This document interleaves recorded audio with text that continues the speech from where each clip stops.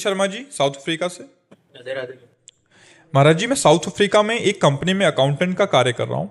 वहाँ मैं अकेला रहने के कारण तथा सही गलत का ज्ञान न होने के कारण मुझ में अहंकार की भावना आ गई है, जिसके कारण जाने अनजाने में मेरे माता पिता का अपमान कर देता हूँ।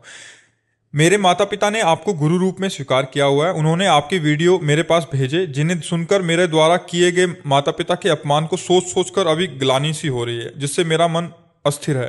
महाराज जी, अरे वो तो प्रायश्चित हो गया, जैसे हृदय में जलन हुई ना तो वो पाप कट गया। अगर अभी माता पिता उपस्थित हैं तो उनकी सेवा कैसे भी बने अब कर लो, अब चूक ना करो। वो भगवान है। मातृदेवो भव पितृदेवो भव। हम आपको अपने पिता की बात बता रहे हैं। हमारे पिता जिस दिन हम भागे उसके 3 दिन बाद हमको पकड़ा गया। खोजबीन सब शुरू हुई तो 3 दिन बाद पकड़ा गया कि एक गोरा लड़का है वहां जंगल में देवी के मंदिर में रह रहा है। तो पहले बड़े भाई आए तो उनको तो कठोर शब्दों से कह के, बहुत विवेक प्रवीण था, बचपन में भी बहुत विवेक प्रवीण था। मतलब प्रवीण ना होता तो संसार की यात्रा काटते हुए भगवान ऐसे कैसे लाते। तो जब पिताजी आए तब हम मिल गए, क्योंकि वो एक कठोर स्वभाव के और बहुत धर्मात्मा पुरुष थे। उनकी हम आंखों में कभी आंसू नहीं देखा। बहुत ही दृढ़, सर्दी गर्मी भूख प्यास सब बर्दाश्त करके संतों की सेवा करना, गृहस्थ एकदम किसान आदमी ऐसे।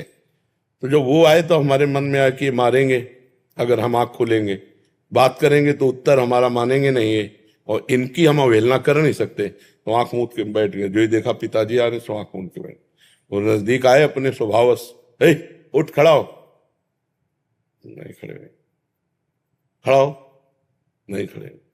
तीसरी बार का आप खड़ा हो जा तो हमें लगा डंडा पड़ेगा चौथी बार। तो खड़े हो गए, बच्चे ही थे, खड़े हो गए। तो चाचा जी वगैरह उनको बड़े भैया कहते थे, तो हम भी पिताजी नहीं कहते थे, हम भी बड़े भैया कहते थे। तो हम कहा बड़े भैया आपसे एक प्रार्थना करें। उनका बताओ। हम कहा ये जिंदगी भगवान के नाम है, आप चाहे काट डालो, ना घर जाएंगे ना आपकी बात मानेंगे। तो हम उनकी कृपा की बात बता रहे। तो एकदम चैप्टर बदल गया, जैसे भगवान की कृपा ना। तो उनका सच्ची, हमका आपसे सच्ची बात कह रहे, घर नहीं जाओगे करना, कभी जिंदगी में ब्याह नहीं करोगे करना। बोले खड़े हो जाओ। खड़े हो गए, ऐसे छाती से लगाया और कहा राम राम राम। 3 बार ऐसे छाती से कहा राम राम राम राम, ऐसे कहा और कहा जाओ, अगर ऊसर में भी बैठोगे तो फूलों की वर्षा होगी।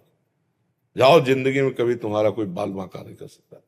पर एक बात ध्यान रखना, अगर आप बाबाजी बनते हो तो हमारा आशीर्वाद हो, ऊसर में भी बैठोगे तो फूल बरसेंगे, और जिंदगी में कोई बाल बांका तुम्हारा नहीं कर सकता। और अगर कहीं किसी की बहन बेटी देखी तो फिर तो हम कहा जिंदगी में आप इस बात को कभी नहीं सुनोगे। तो वो तो पधार गए, कई वर्ष हो गए उनको पधारे हुए, पर उनका आशीर्वाद, माता पिता का आशीर्वाद भगवान का आशीर्वाद होता है। हाँ, तो इसलिए अगर माता पिता से कभी कटु व्यवहार हो जाए तो हमें लगता है अगर वो जिंदा हैं तो अभी बहुत बढ़िया अवसर है उनकी सेवा करके, हम क्षमापन करके अपने मातृ पितृ ऋण से उऋण हो जाए। हमारा ऋण भी तो है, केवल रुपया कमाना खाना पीना नहीं। देखो उस अवस्था को सोचो जब आप सोच कर देते थे, लघु शंका कर देते थे, तब उनके, तुम्हें तो ज्ञान नहीं था, वो अपने वस्त्रों को भी पवित्र करते, आपको भी, और कभी आपको मारा नहीं पीटा नहीं जब आप अबोध अवस्था में थे।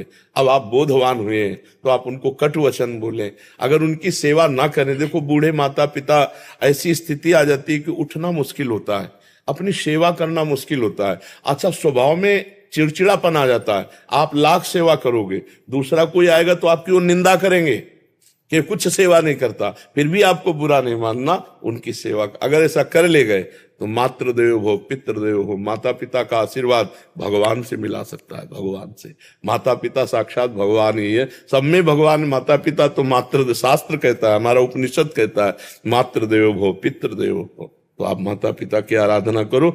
जो गलती हो गई है उसका तुम्हें ताप हुआ, इसलिए समापन हो गया है।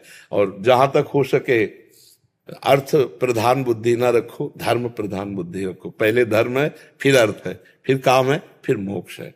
तो अर्थ भी कमाओ। अगर माता पिता के पास अर्थ भेजने से काम चल जाता है तो बढ़िया है, और नहीं बनता, आपकी जरूरत है तो आप या तो भारत आओ या उनको वहां ले जाओ, उनकी सेवा शुश्रूषा जरूर करो। क्योंकि हर आदमी यही चाहता है मेरे एक संतान तो हो ही जाए, बोले किस लिए? बोले बुढ़ापे में काम आएगा। नहीं आता है कि बुढ़ापे की लकड़ी तो है ना हमारे पास। और अब क्या होता है, नए नए बच्चे वृद्धाश्रम भेज दिए जो धन संपन्न है, और नहीं संपन्न तो घर से निकाल दिए। बड़ी अव्यवस्था वृद्धों की होती है। तो जिन घरों में बड़े बूढ़ों का अपमान होता है उन घरों में कभी लक्ष्मी सफल नहीं होती, शांति नहीं, सुख नहीं, बड़े अशांति होगी, पक्का समझ लीजिए। और जो अपने माता पिता का अपमान करते हैं उनके पुत्र कभी ऐसे प्रवीण नहीं हो सकते कि वो अपने माता पिता को सुख दे। वो पूरा ब्याज सहित दुख देंगे, ब्याज सहित। इसलिए हमें लगता है कि अवसर है, हम जब भगवान के श्री विग्रह को रखकर प्यार कर सकते हैं तो अब चलते फिरते माता पिता में भगवान का भाव क्यों नहीं कर सकते? जरूर करना चाहिए। और आपको बताएं, माता का जैसा प्यार एक भगवान ही है जो दे दे, नहीं दूसरा कोई नहीं है, क्योंकि वो तो सब माताओं की माता है। नहीं तो दूसरा सृष्टि में कभी प्यार नहीं मिलता है। जो माता का प्यार होता है ना, जो माता अपने हृदय से लगा करके ना ऐसे ऐसे पुचकारती ना, वो कहीं त्रिभुवन में नहीं मिलेगा आपको। अगर कोई प्यार करेगा ना बहुत आपको, तो आपका रूप देख के, रुपया देख के, शरीर देख के, भोग वासना की, लेकिन माँ ये सब नहीं देखती।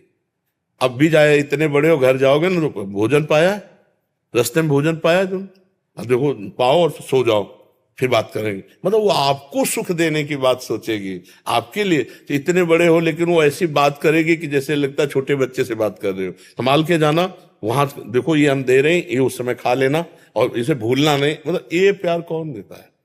हाँ, संसार में तो सब स्वार्थ का व्यवहार चल रहा है। माता पिता को जरूर पूजा करनी चाहिए, माता पिता की सेवा करनी चाहिए।